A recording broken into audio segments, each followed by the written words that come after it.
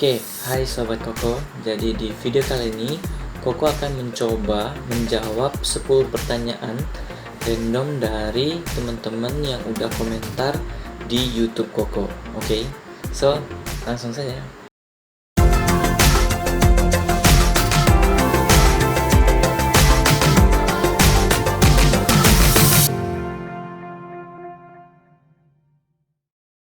Oke, pertanyaan pertama. Ya baik, jadi di sini sudah ada pertanyaan dari Revaino. Koko, saya mau tanya, saya coba melakukan outlier 1 kali, terus datanya belum normal, kurang sedikit. Terus saya lakukan lagi setelah itu normal. Apakah boleh melakukan outlier 2 kali? Dan nanti pas uji hipotesis saya harus menggunakan data yang mana? Ya, oke. Jadi jawabannya untuk outlier boleh ya lebih dari 1 kali.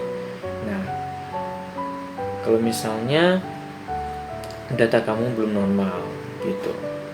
Jadi kadang di dalam outlier itu kamu harus pahami bahwa bentuk output dari box plot outlier ini biasanya ada tanda bulat sama ada tanda bintang.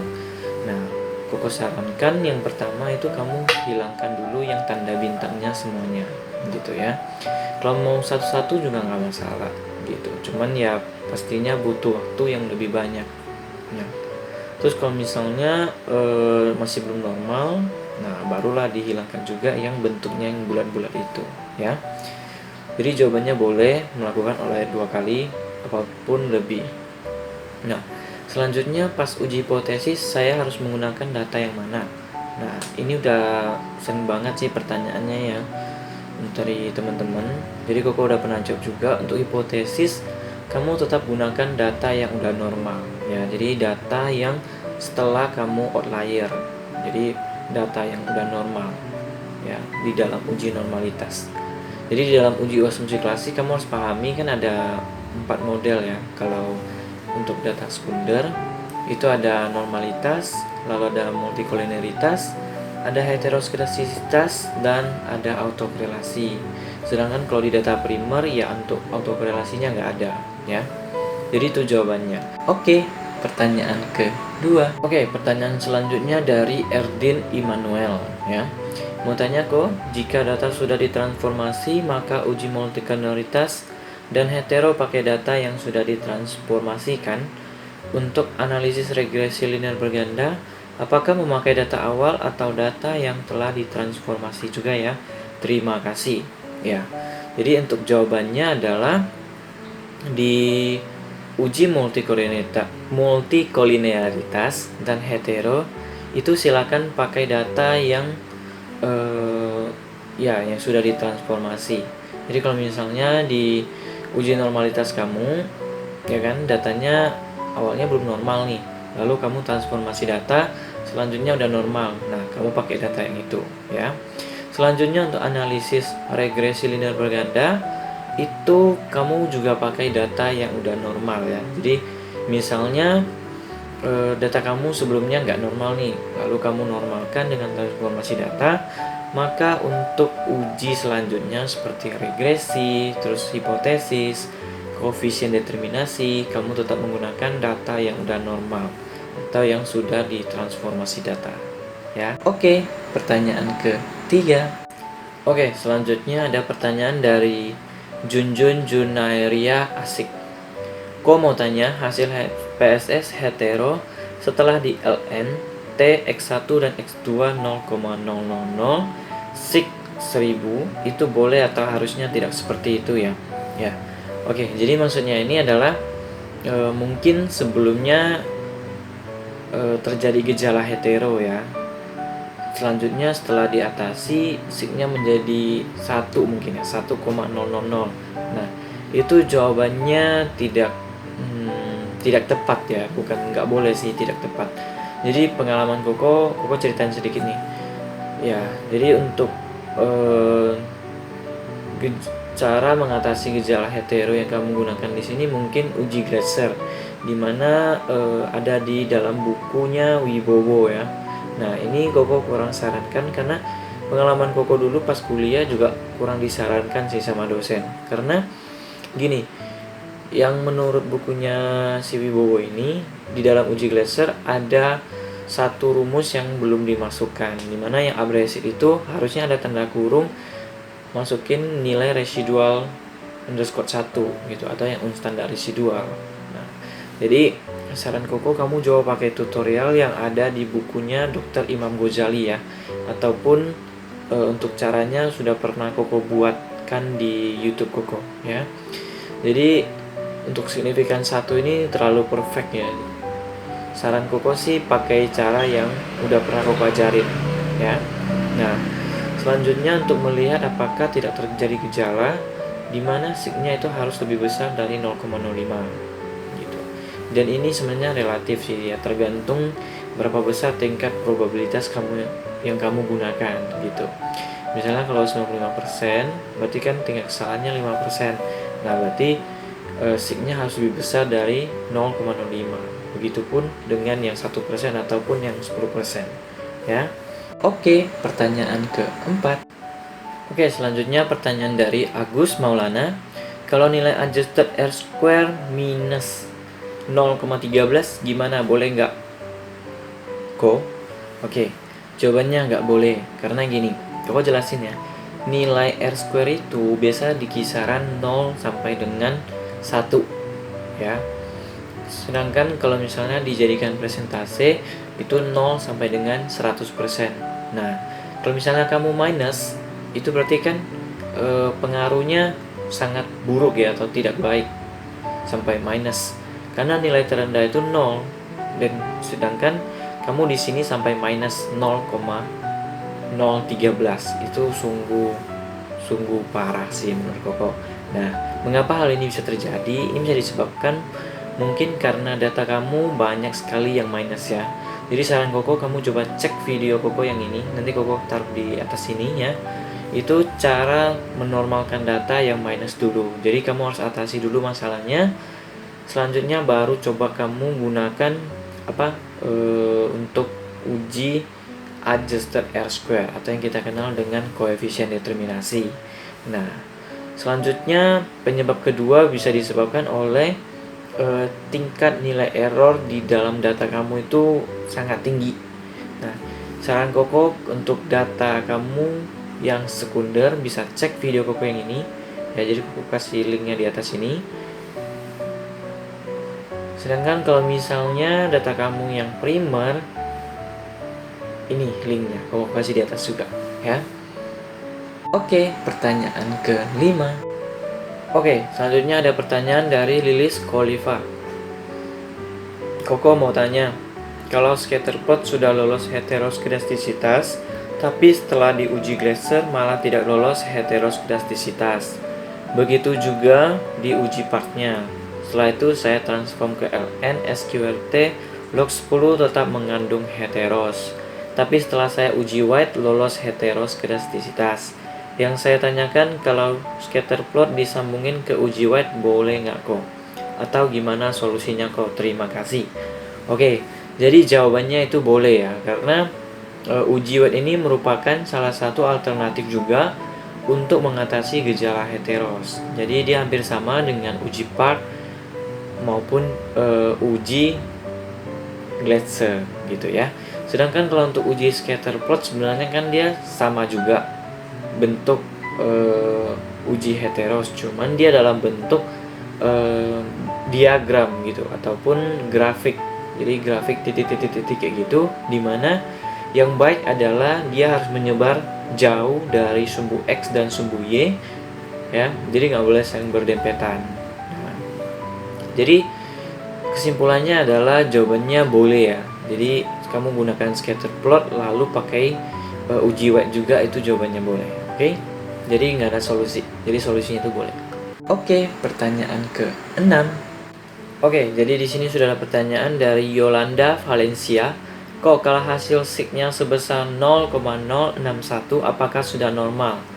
Ya, jadi jawabannya sudah ya.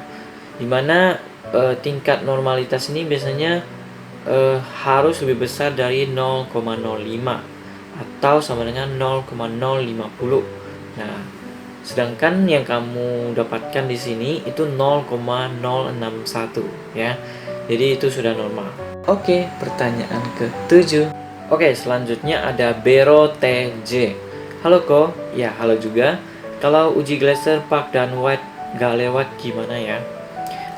Apa ada solusi lain? Apa bisa pakai uji Spearman untuk mengatasi heteroskedastisitasnya?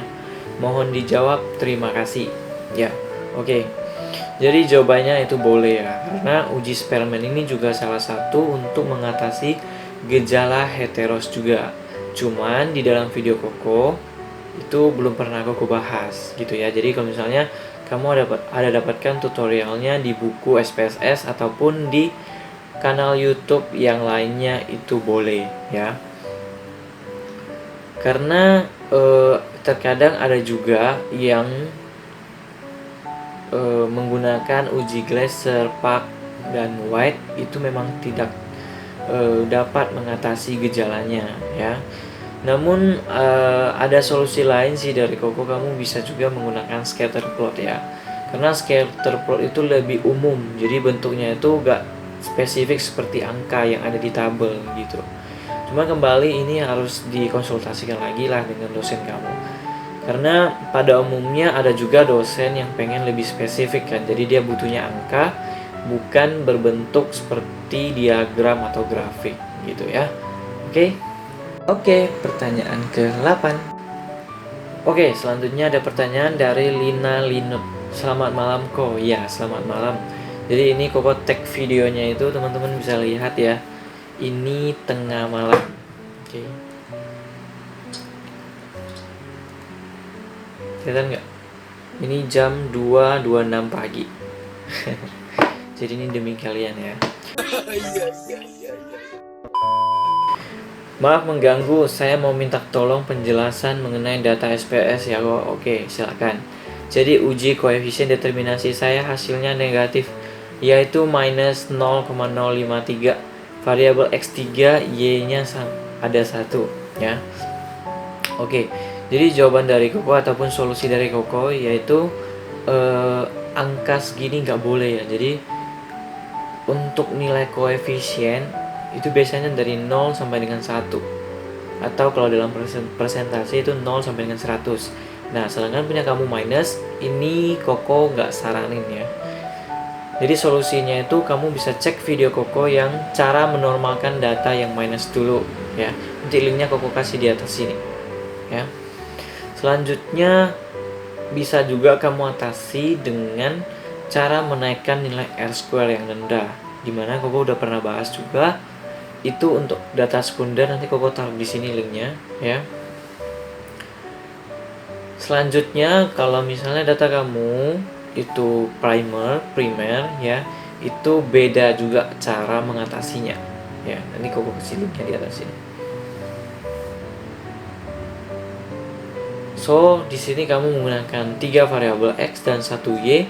Nilai koefisien determinasi yang perlu kamu lihat adalah yang adjusted R-square ya, karena variabel kamu lebih dari 2. Sedangkan kalau misalnya variabel kamu hanya 1 ataupun 2, itu kamu gunakan yang nilai R-square aja. Oke, pertanyaan ke-9. Oke, selanjutnya ada pertanyaan dari Intan Tia Maharani. Kok saya mau tanya? Oke, silakan. Dalam pengujian saya terjadi multikolineritas dan harus menghapus salah satu variabelnya. Untuk pengujian selanjutnya dan untuk pembahasan variabel yang telah dihapus ini tetap dimasukkan atau akan hilang dari kesimpulan. Ya, jadi di sini Koko pernah bahas ya solusi untuk mengatasi gejala multikolineritas itu dengan menghapus variabel ya. Tapi Koko mau disclaimer ya, apa mau dijelasin lebih detailnya adalah ini tergantung dengan judul kamu juga. Jadi maksudnya ini kayak gini. Koko kasih contoh misalnya ya, terkadang ada yang mengambil judul like that, misalnya dia ambil profitabilitas. Nah, di dalam profitabilitas itu kan ada ROA, terus ada ROE.